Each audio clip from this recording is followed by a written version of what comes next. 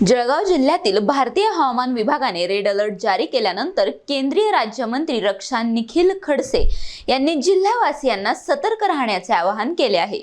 जिल्हाधिकाऱ्यांशी दूरध्वनीवरून संवाद साधत त्यांनी पावसाच्या परिस्थितीचा आढावा घेत प्रशासनाला आवश्यक उपाययोजना तातडीने राबविण्याच्या सूचना दिल्या।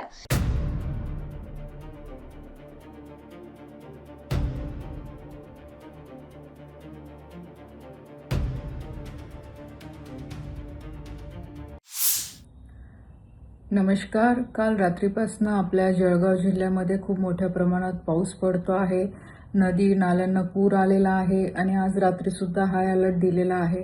आणि तसंच मी आज सकाळी कलेक्टर साहेबांशी सुद्धा बोललेली आहे। तहसीलदार प्रांतांशी त्यांच्यासोबत पण चर्चा झाली। आता सुद्धा संध्याकाळी मी त्यांच्यासोबत चर्चा केलेली आहे।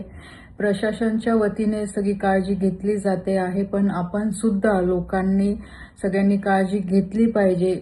कुठेही जास्त बाहेर घराच्या न पडता आपण कसं सुरक्षित राहू शकतो यासाठी काळजी घेतली पाहिजे। आणि जे काही गावामध्ये जे नदीच्या काठी घरं असतील किंवा नाल्याच्या शेजारी जे घरं असतील तर ग्रामपंचायतने अशा लोकांना एक चांगल्या सेफ ठिकाणी कसं त्यांना घेऊन जाऊ शकतात किंवा दुसरीकडे कसं त्यांना राहायची व्यवस्था करू शकतं यासाठी गावातल्या लोकांनी पण सहकार्य करावं अशी मी सगळ्यांना विनंती करते।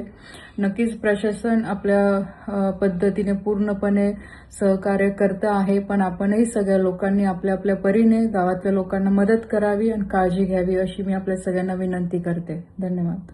NTV news Marathi, Jalgaon.